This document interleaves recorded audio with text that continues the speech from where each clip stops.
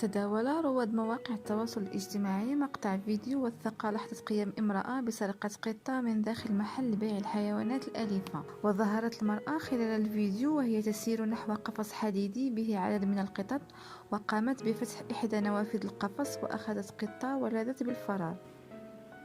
وعلق موثق الفيديو قائلا: شوفوا السرقة، عيني عينك، شوفوا كيف سرقتها بنص رمضان في نص المحل. شوفوا شايفين؟